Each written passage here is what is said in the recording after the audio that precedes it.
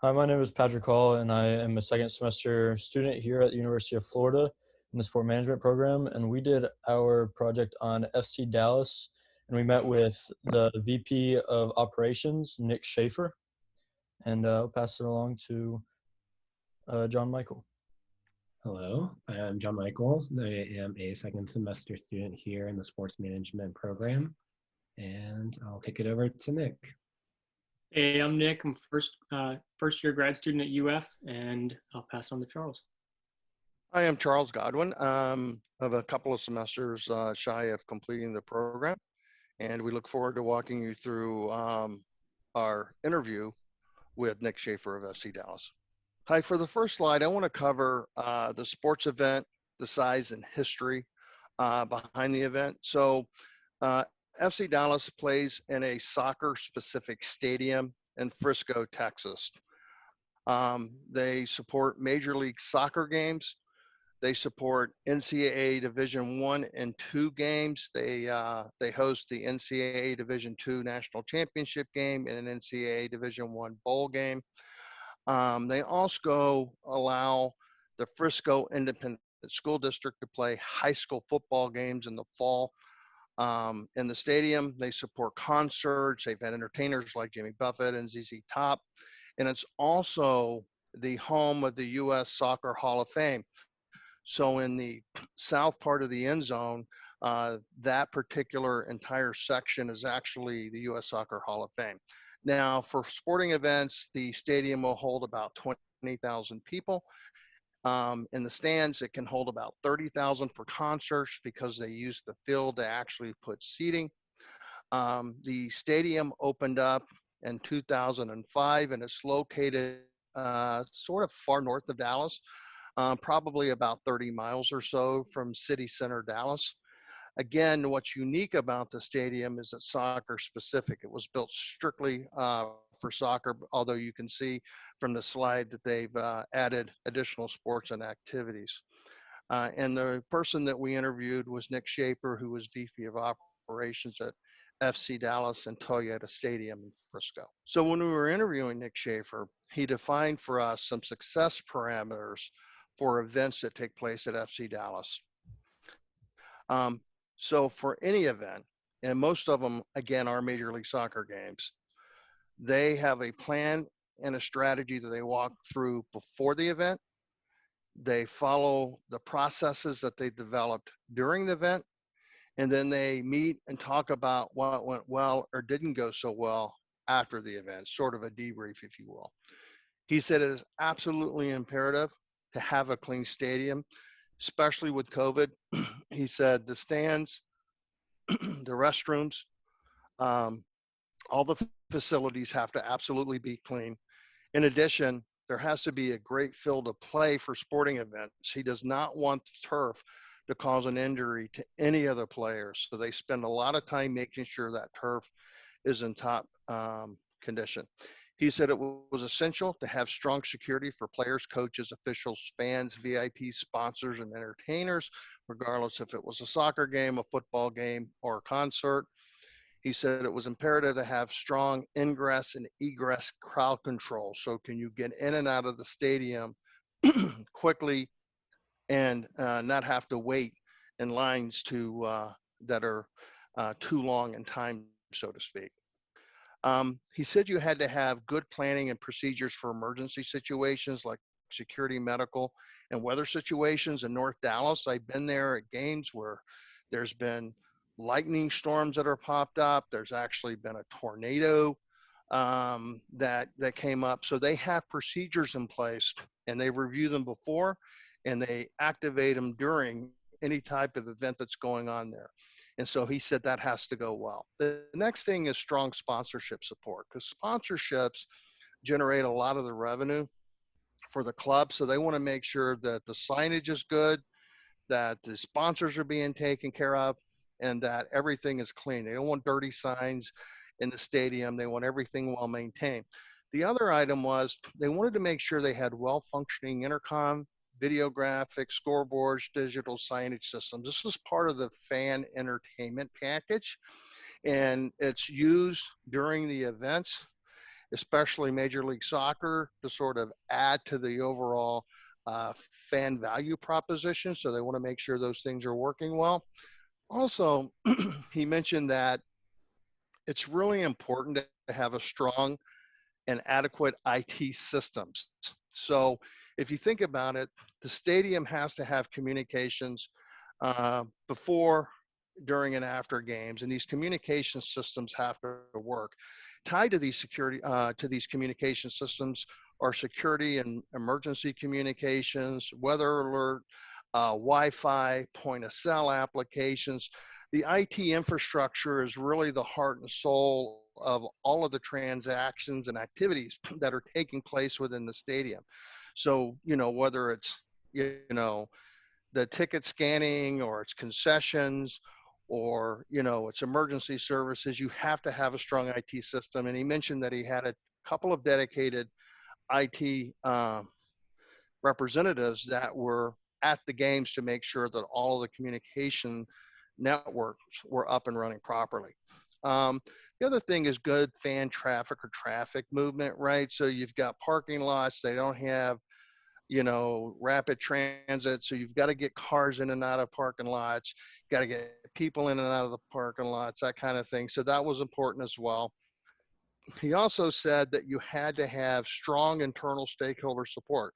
So they have regular meetings with the marketing team, the sponsorship team, the security team, the field services team.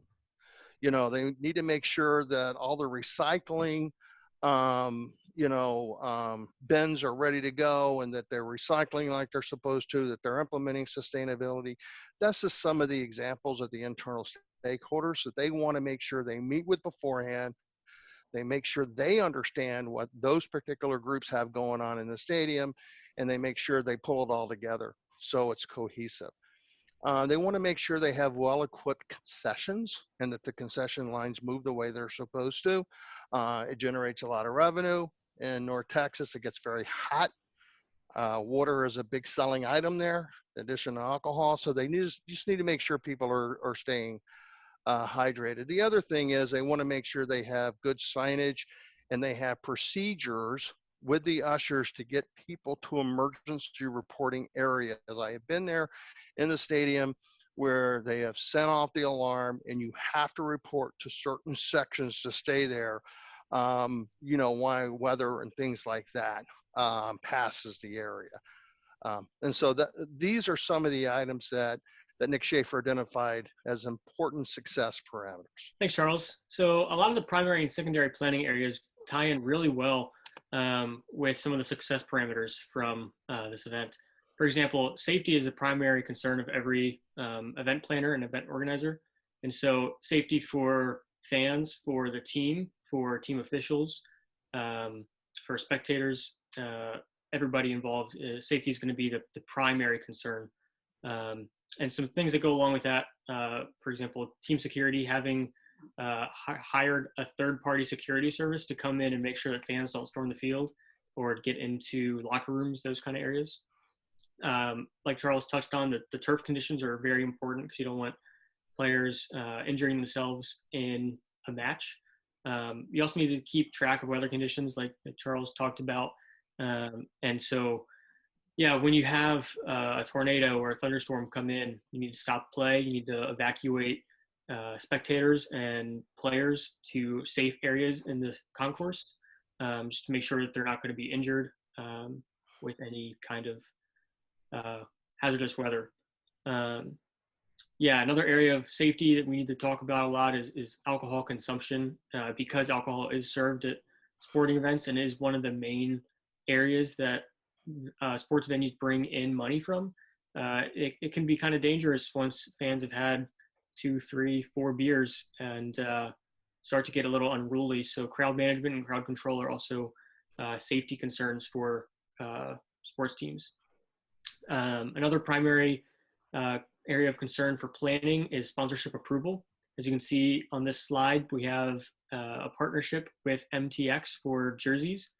And so sponsorship approval and communicating with your sponsors to make sure that everything is in line, that they approve the sponsorship, that they still want to keep the sponsorship is a primary area of concern. Compliance with league requirements is also very primary. Obviously, if you're breaking the rules of the league, of the Major League Soccer, they're not going to be very happy with you. You're probably going to get some fines. And so that's a primary area of concern. In general, communication with all these areas is really important. Communicating with law enforcement officials, communicating with officials from MLS, and communicating with your risk management team and crisis management staff to make sure that all of these areas are going to be covered effectively is primary concern. Secondary concerns that Nick Schaefer pointed out were compliance with city, state, and federal laws. He talked a lot about their compliance with law enforcement, with ushering out fans that have been unruly or have consumed too much alcohol, and making sure that they get home safely. So those are just some secondary areas of concern for planning. So some of the key skills identified during our interview with Nick Schaefer have all been in line with what we identified throughout the semester. The ability to be organized is definitely the must. There needs to be order, and so what sometimes feels like chaos, dates, timelines, and deadlines are always changing and evolving.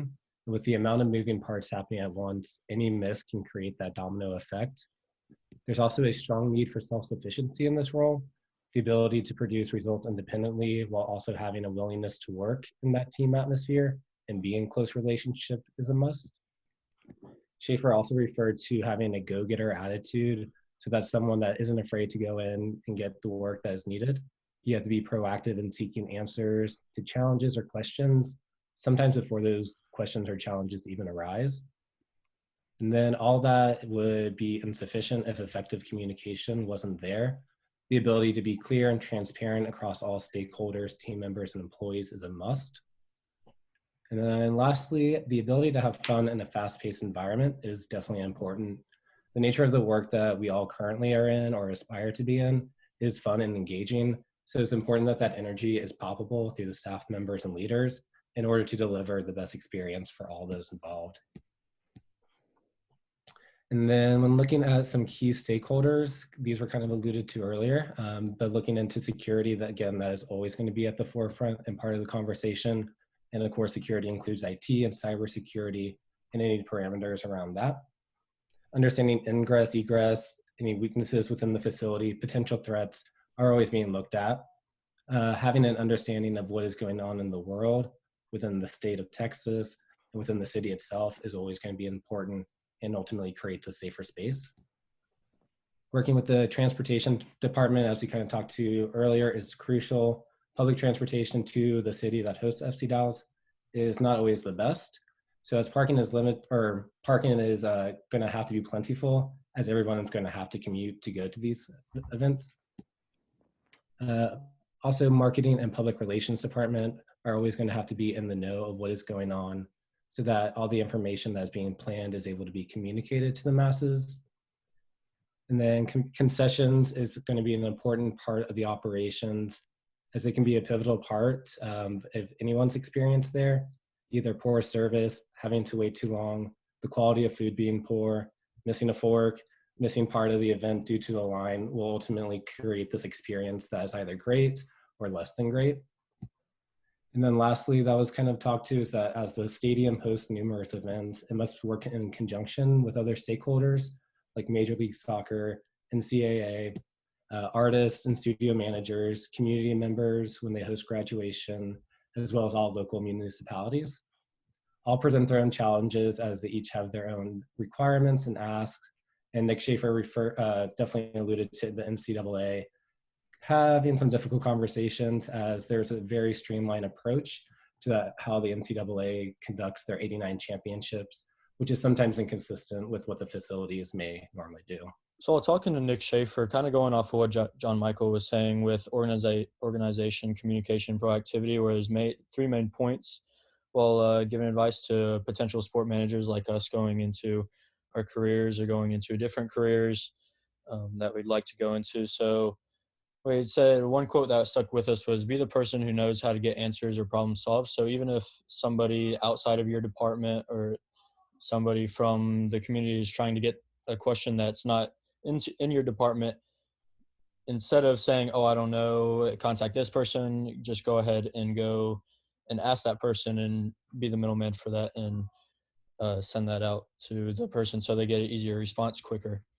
And then be a go-getter, like what John Michael was saying, and proactive, and having all of this stuff, dotting your I's, crossing your T's, doing all of this stuff is really big while being a sport manager at an event like a FC Dallas game in an MLS, or at a concert, NCAA tournament game, everything like that. In conclusion, we wanted to go into some of the stuff that attracted us while speaking to Nick Schaefer. So for me, the day-to-day operations of FC Dallas really interested me the most. For me, a lot of what interested me was risk management and risk assessment, figuring out what areas need to be covered, and where risk is developed and comes from in sporting events.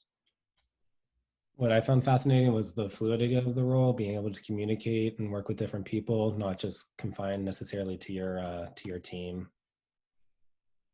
So I have an IT background, having worked for AT&T for over 36 years. And so the one thing that I sort of honed in on was the actual IT portion of the conversation, how important it was for the communications within the stadium during the event, and how it adds to the overall fan entertainment value by having the multimedia aspects going on in the stadium. So in conclusion, this was our presentation. We hope you enjoyed it. Hope you thought it was informative, and thank you for giving us the time today.